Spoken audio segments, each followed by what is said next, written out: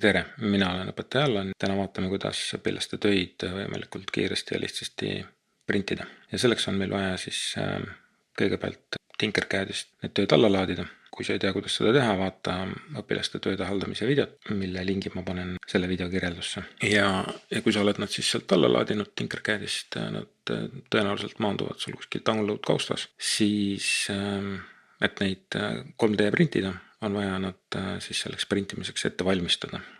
Seda me nimetame siis slicemiseks või viilutamiseks. Ja mõistlik oleks seda teha siis Bamboo Studio tarkvaraga, mis on väga võimekas tarkvara, eriti arvestades, et meil on siin meie koolis siis kasutusel Bamboo Labi 3D printerid. Ma olen siin siis käima tõmmanud Bamboo Studio ja esimese asjana meile näidatakse siis koduekraani. Siin tasuks vaadata siis, et sa oleksid mingi kontoga sisse logitud. Et kui sa ei ole kontoga sees, siis on siin login valik. Kui sul kontot ei ole, tee endale konto Bamboo Labi lehel ja logi sisse. Mis siin koduekraanil veel võib-olla märkimisväärselt on see, et on päris hea online mudelit andmebaas. Siin on igast põnevaid ideid, mida võiksid proovida ise teha, aga siit saab ka kohe neid alla laadida klõps ja saad valida oma printerile optimeeritud mudeli erineva kvaliteedi ja astmega siis ka. Mis see kvaliteet endast kujutab, sellest kohe lähemalt ka. Nii, aga meid huvitab see prepare, ettevalmistuse vaade. Lisaks on siin veel siis eelvaade ja seadmed, aga järjekorras. Et põhimõtteliselt me valmistame ette, vaatame, kuidas viilutamine õnnestus, paneme selle asja printima. Kuidas me saame siia siis mingi töö? Mulle meeldib neid sealt download kaustast lohistada. Ja siin on näiteks üks õpilase tehtud mobiilihoidja. Võimalus on ka siit add nupuga valida.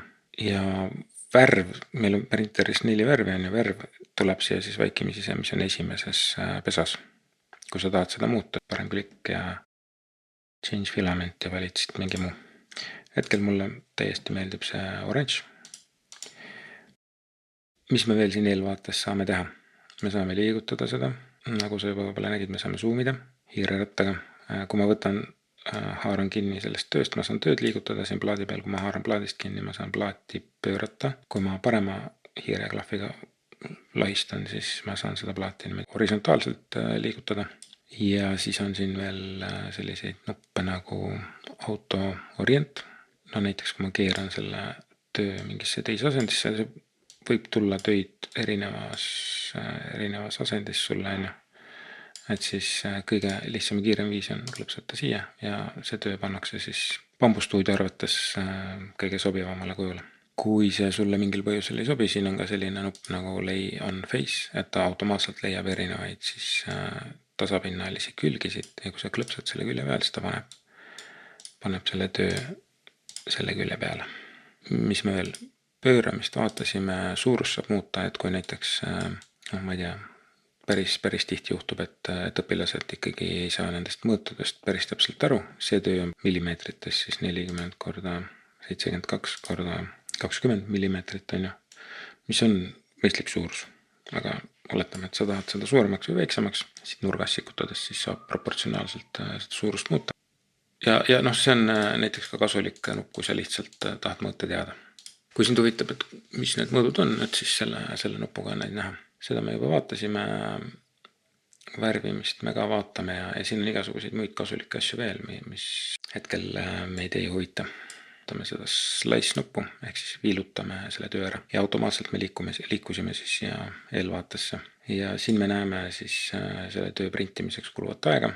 Ettevalmistusaeg 6 minutit, printimisaeg 28 ja kokku aega 34-55, peaaegu 35 minutit. Ja me näeme ka siis palju seda plastikut kulub värvide kaupa, et antud juhul siis on meil ainult üks värv siin ja ligi 16 grammi plastikut kulub.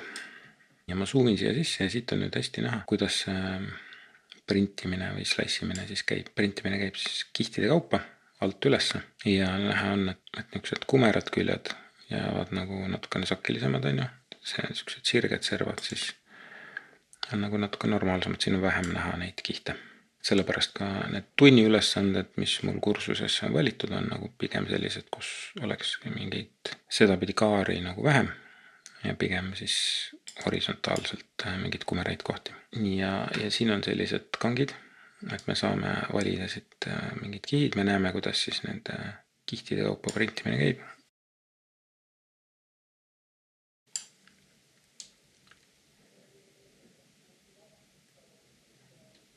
Ja siin on praegu siis esimene kiht meil. Ja kuidas seda kihti prinditakse, me näeme siis siin selle kangiga.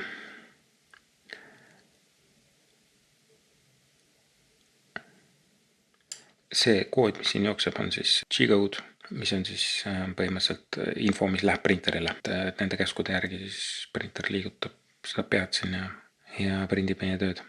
Ja nüüd kvaliteedi juurde, et mis me saame siit valida. See diameeter on siin siis printeri pea selle augu, kus see juga tuleb, selle läbimõõt, ehk siis see paksus. Me saame siia klikata, valida midagi muud, aga selle vahetamiseks on sul vaja reaalselt nagu füüsiliselt printerisse printeri pea ära vahetada ja siis siin valida mingisugune peenem. Põhimõtteliselt siin eelvaates sa nagu näed küll, et kuidas see peenem siis nagu välja näeb, aga meil printeris seda 0,2 praegu ei ole.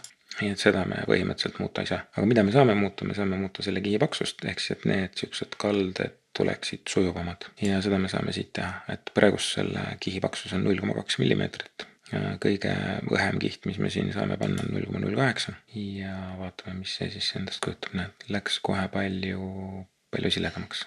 Ka see kallaks siin on palju siledam. Et siin suure suurendusega meil on nagu näha mingi triipe, aga ütleme päris elus see jääb üsna kena. Igasugused sellised rippuvad kohad, näiteks siin on rippuv koht. Praegu ta meile siin slice'imisel ei hädaldanud, et see oleks probleem. No, üldine reegel on, et kuni 45 kraadi ta saab kenasti hakkama selle printimisega. Sealt edasi juba oleks vaja tugesid alla ja selleks, et see näiteks kas see ringi koht siin nagu ikkagi tuleks nagu võimalikult kena, siis oleks mõistlik sinna mingi tugi alla printida.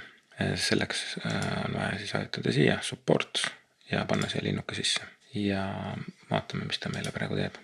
Mul oli valitud siin praegu puukujuline, automaatne. Siin põhimõtteliselt on 2 valikut, kas normal või 3 ja siis on eraldi 2, kas siis automaatne või käsitsi. Puukujuline on siis selline ja praegu on pandud, et 15 kraadi.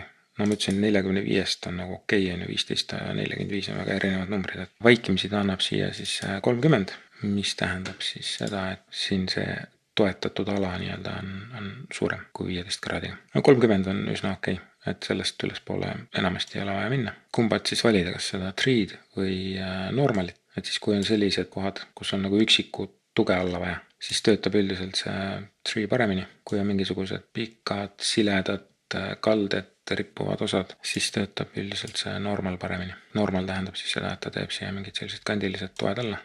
Et neid pärast siin kätte saada ja need siin küljed jäävad ka sinna taha, et on raskem. Antud juhul ma pigem paneks siia siis selle puukujulise või ei paneks üldse mitte midagi.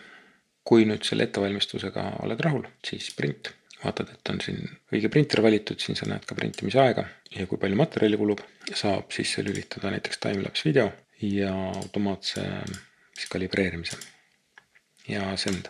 Nüüd ta kõigepealt loeb siis selle töö internetti, sinna Bambuläbi serverisse ja siis sealt omakorda loeb selle alla printerisse. Kui ma panen siit kaamera sisse, siis me näeme ka, mida see printer seal siis teeb. Siin me näeme temperatuuri, see on siis ekstruuderi temperatuur, selle töölaua temperatuur, näeme siin värve. No ma hetkel ei taha seda tööd printima hakata, näed siin on aga staatus, et heat bed preheating on ju, et ta seda siis nagu soojendab siin ekstruuderit ja seda plaati, millele ta printima hakkab ja on näha, et siin need temperatuurid muutuvad üsna kiiresti. Nii, ma panen siit stopp praegu. Ja vaatame, kuidas siis mitut tööd korraga printida ja kuidas neid värvida. Ma olen kavandanud ülesanded õpilastele sellised, et need oleks võimalikult kiire ja mugav printida ka värviliselt. Ma võtan siit linnu ülesandest 3 tööd, lohistan nad siia. Nüüd küsitakse, kas me tahame nad ühe tervikobjektina või erinevate osadena. Et vajutame, et ei taha ühe objektina, sest muidu ta teeb meile sellise plönni, mida me ei saa kuidagi lahti harutada. Selle lahti harutamiseks on mitu varianti, et kas siis klõps siin kõrval ja siis hakkad siit hiirega niimoodi lahti harutama, mis kolme puhul on täitsa okei. Või teine variant, ma teen nüüd undo.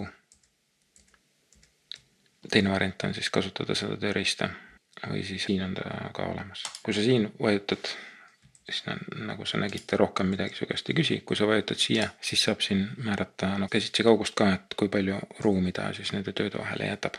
Paneme näiteks 3 mm, et kui on vaja siia ümber mingisuguseid supporte teha, et siis tal oleks ruumi. Ja õpilaste tööde puhul ma soovitan kohe kõigepealt kontrolliks teha see slice ära ja vaadata, kas tuleb mingeid erroreid või mingeid soovitusi. Ja siin ta ütlebki, et mingil tööl siin on mingeid floating asju, mingisuguseid hõljuvaid asju. Ehk siis variant, et me selle töö siit siis nagu jätame välja printimisest, ma lähen tagasi eelvaatesse. Siin me näeme, see töö.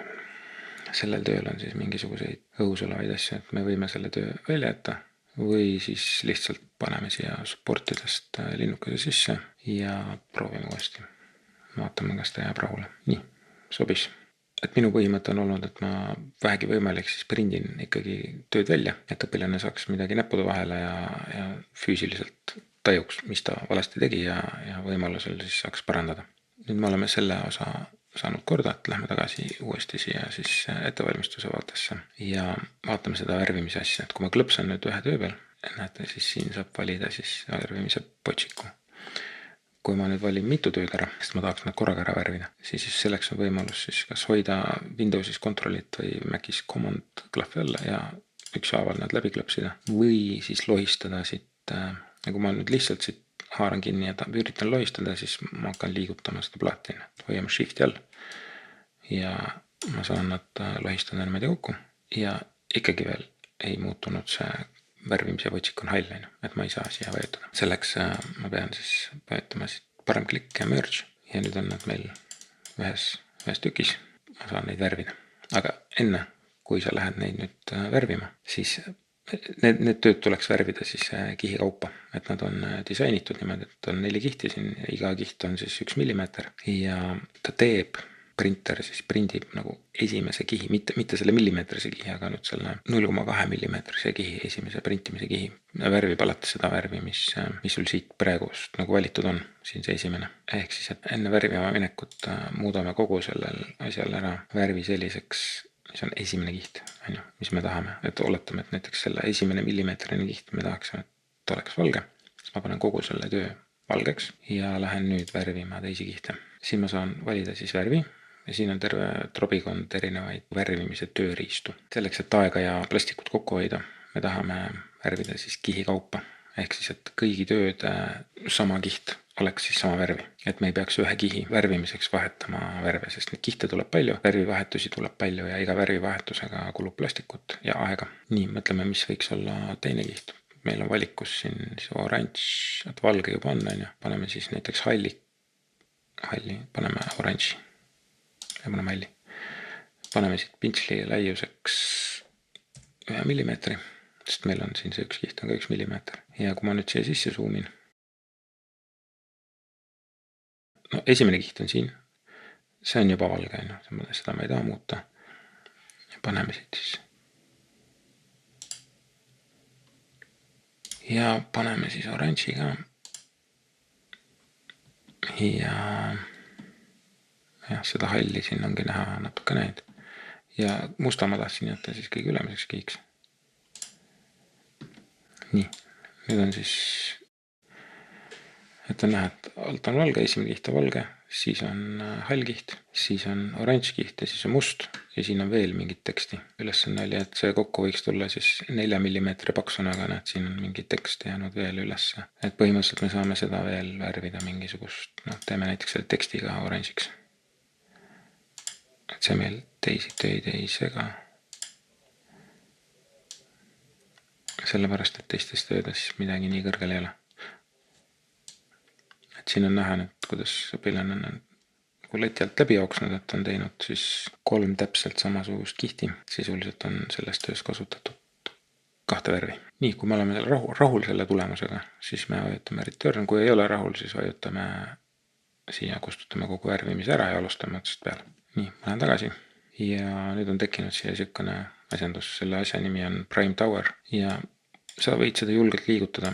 Vahest, kui sul on laua peal rohkem töid siin, siis ta tekib kuskile töö peale ja kui sa siis paned siia slice, siis ta annab veeteate, et siin on mingi konflikt. Seda konflikti on väga lihtne lahendada, lihtsalt liigutad selle kuskile mujale ja paned uuesti slice.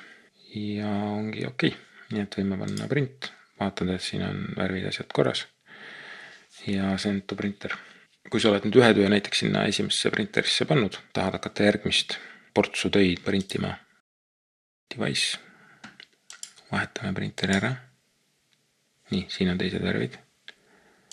Lähme tagasi, siin ei ole värvid muutunud. Võetame sync ja sünkroniis. Nii, ja värvid muutusid siin ja värvid muutusid automaatselt ka siin töödes, sest meil on siin juba värvid määratud. Aga see ongi lühidalt kõik ja kodu tööle!